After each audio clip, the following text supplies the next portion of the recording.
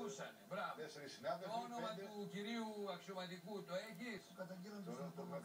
Τον καταγγείλανε. Ποιος είναι? Είναι ο κύριος, τον έχετε τραβήξει φωτογραφία?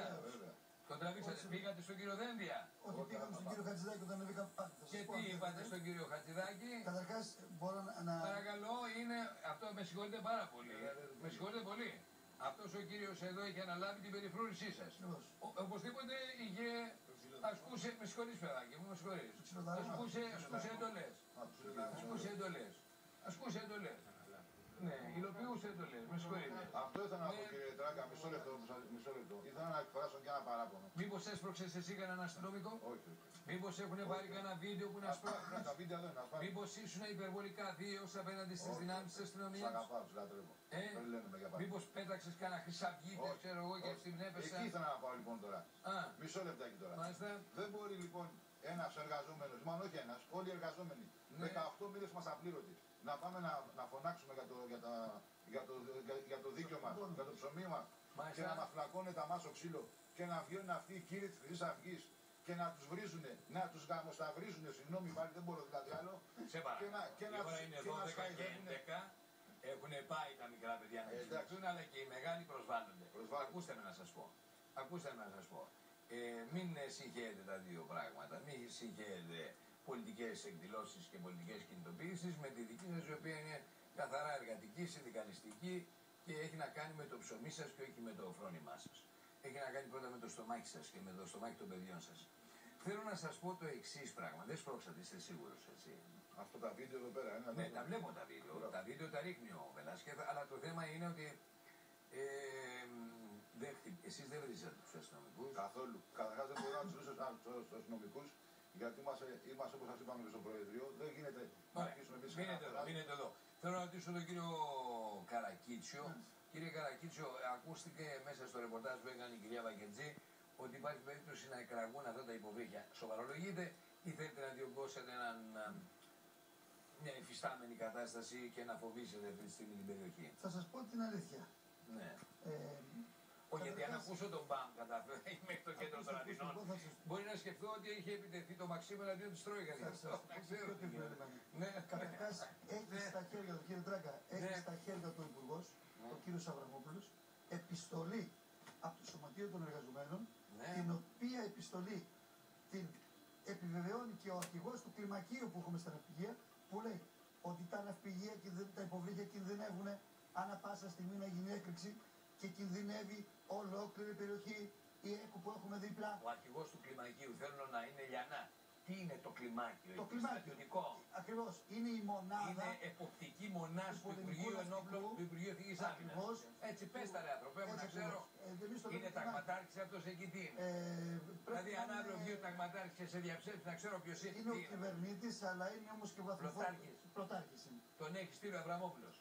Εντάξει, τον έχει στείλει. Θέλω να του πω το Αβραμόπουλο. Ξηγείται και ωραία τώρα με τις παρελάσεις και θα βάλει τώρα και τους χορηγούς στα αέρος κάτι. Θα είναι και χορηγός, θα λέει ας πούμε Honda Center.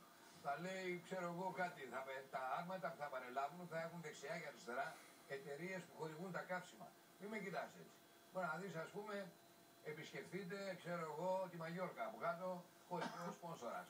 Πάντως κηγείται καλά ο Αβραμόπουλος. Έχει έρθει καθόλου με μπουφάν κάτω στρατιωτικά, επειδή τώρα έχει τρελαθεί στο στρατιωτικό. Σε εμάς δεν ήρθε, διότι όταν έρθει πρέπει να μας πει πότε θα μπούμε για δουλειά και πότε θα πληρωθούμε στους 18 μήνες. Καλά, ζητάς τώρα δύσκολα πράγματα. Τώρα με συγχωρείς. Θέλεις και να έρθει ο Υπουργός της Άμυνας και να βρει λεφτά και να σε πληρώσει την ώρα σου. Ναι, όμως όταν πήγαμε στον κύριο Παναγιτόπουλο στον προηγούμενο υπουργό, φάγαμε ξύλο και προσπαθήσαμε να μας φορτάσουν. Ο Αβραμόπουλος δεν σε δίνει. Στο λέω εγώ. Είναι πιο γλυκούλης, πιο ζελέ. Πιο καλός άνθρωπος, ο Παναγιώτοπουλος είναι λίγο, τον έχεις δει, είναι λίγο στιφός, είναι έτσι, φάγατε και ξύλο, πολύ ξύλο με τον Παναγιώτοπουλο. Όχι μόνο πολύ ξύλο, έχουμε μιλήσεις. Αυτή τη στιγμή είμαστε εχμάλωτοι, το Προεδρείο και κάποιοι άλλοι συνάδελφοι, 12 άτομα. Για σύσταση. Φυσικά. Εγκληματικής οργάνωσης. Όχι, ακούστε, όχι, βέβαια, δεν μπορώ να πω τέτοιο πράγμα, αλλά όμως μας έχουν υποκίνηση επεισοδίων. Δεν σε ακούω για συμμορία. Καθόλου. Μια χαρά άνθρωπο μου πλέον, δεν είναι, ούτε δύο μου πλέον. Ούτε βίος ούτε συμμορία. Έχει μείνει σε βάρος σου. Βεβαίως. Προχθές είχαμε δικαστήριο, αναβλήθηκε για τρίτη φορά. Είχαμε αυτόφορο, κύριε Τράγκα, πριν ένα χρόνο ακριβώς. Μας διαπομπεύανε με τις χειροπέδες στα δικαστήρια. Δεν το πιστεύουν. Βελάς και δεν έχουμε χειροπέδες. Εσύ έχεις πάρει χειροπέδες? Όχι, εγώ τα παιδιά δεν Εσύ, οι δυο σας. Δυο μας και άλλοι συνάδελφοι. Και ο Φάτς αυτοί που βλέπω έχουν πάει με χειροπέδες. Και τα παιδιά από πίσω κακούργοι. Μας πήγανε. Αφού δεν μπορούν να πιάσουν κάποιες Τα παιδιά όλα μέσα, χειροπεδάτα, να πέσει σε παρακαλώ επάνω ο φακός. Εσύ που κάθεσαι στο σπίτι, και ίσως το βαριέσαι το θέμα, γιατί δεν είσαι άνεργος. Ή το βαριέσαι το θέμα γιατί λες τι δουλειά έχω εγώ με το Σκαραμαγκά και τι είναι εκεί κάτω αριστερή, είναι κουκούδια, είναι πάμε, είναι φούτε, είναι... Κακομοίριδες είμαστε. Άκουσέ με, απόψε δες το, έχει ενδιαφέρον και το επόμενο κομμάτι. Περίμενε. Όλοι εσείς πήγατε μέσα. Και τι. Χειροπεδάτη. Με κουκούλες από πίσω οι μαύροι και μπροστά. Δεν το πιστεύω. Και εσύ έχεις πάει μέσα. Σε λίγο θα έρθει Πανάνα με βακετζή από εκεί, θα μας τα πείτε όλα. Και ο κύριος χειροπεδάτος. Από πάνω από το Υπουργείο Άμυνας επί Παναγιωτόπουλου. Το μπουμπούκι μου. Πανούλη μου.